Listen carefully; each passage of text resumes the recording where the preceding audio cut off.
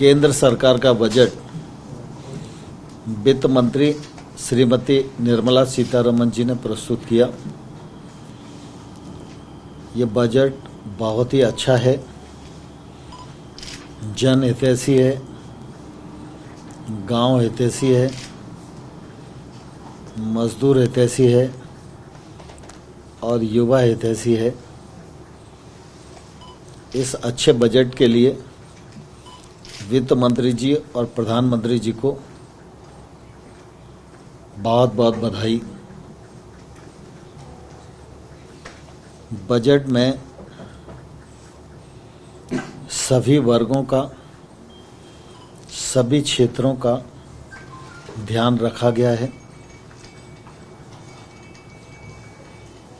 Budget में मुख्य रूप से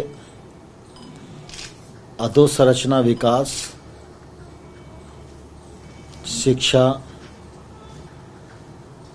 स्वास्थ्य,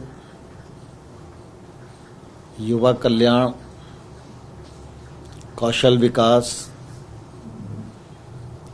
ग्रामीण विकास, कृषि विकास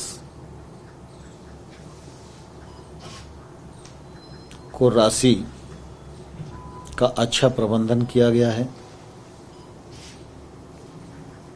विशेष रूप से यह बजट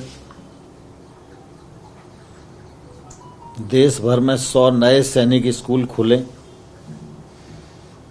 इस बात का प्रावधान करता है। देश में चाहे गांव की सड़क का निर्माण हो और चाहे नेशनल हाईवे का निर्माण हो, इस दृष्टि से बड़ी राशि इस पर खर्च की जाने वाली है। वर्तमान परिस्थितियां और कोविड के संकट को दृष्टिगत रखते हुए स्वास्थ्य मंत्रालय और जन स्वास्थ्य का विशेष रूप से ध्यान रखा गया है। कृषि के क्षेत्र में किसानों को पहले 7 लाख रुपए तक का ऋण मिला करता था। मोदी जी ने आने के बाद उसको 15 लाख करोड़ किया और इस बजट में 16.5 लाख करोड़ का ऋण किसानों को मिलेगा।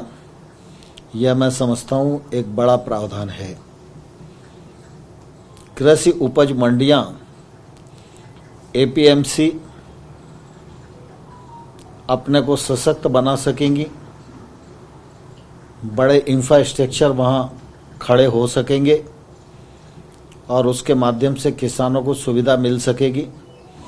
इस दृष्टि से 1 लाख करोड़ का जो इंफ्रास्ट्रक्चर फंड है उसमें एपीएमसी को शामिल किया गया है।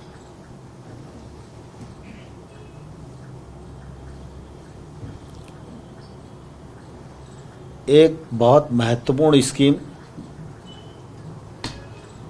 ग्रामीण क्षेत्र में पंचायती राज मंत्रालय के माध्यम से आरंभ हुई थी। उसमें 6 राज्यों के कुछ गांवों को हम लोगों ने पायलट प्रोजेक्ट के रूप में लिया था।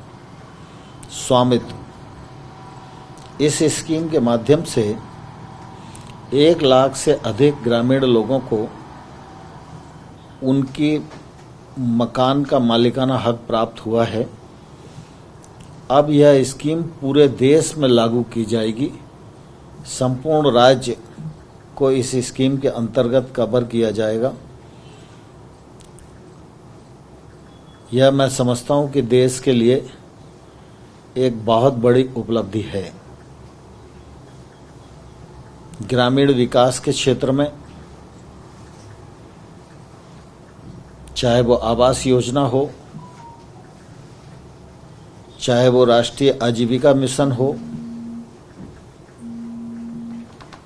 चाहे अधोसंरचना की दृष्टि से ग्रामीण सड़क का विषय हो, मनरेगा हो, इन सब में बेहतर बढ़ोतरी की गई है। जिसका लाभ ग्रामीण भारत और किसान को मिलेगा।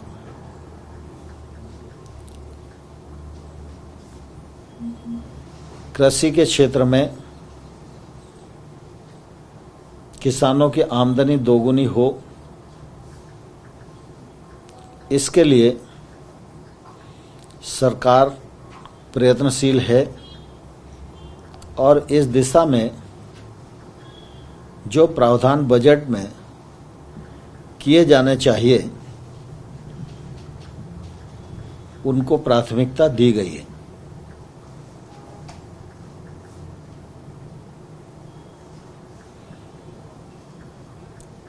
नगरीय क्षेत्र में भी नगर की अधोसंरचना,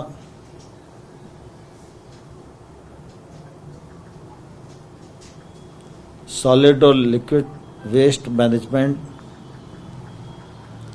और पीने का स्वच्छ पानी ग्रामीण क्षेत्र में मिले और शहरी क्षेत्र में भी मिले, इस पर भी सरकार का फोकस है। इसका फायदा आम जन को निश्चित रूप से मिलेगा। इस बजट की सबसे बड़ी खासियत यह है कि कोई भी नया कर इस बजट में जनता के ऊपर रोपित नहीं किया गया। मैं इस जन उपयोगी और जन हितैषी बजट का हृदय से बहुत बहुत स्वागत करता हूं और फिर एक बार प्रधानमंत्री जी और वित्त मंत्री जी को बधाई देता हूं।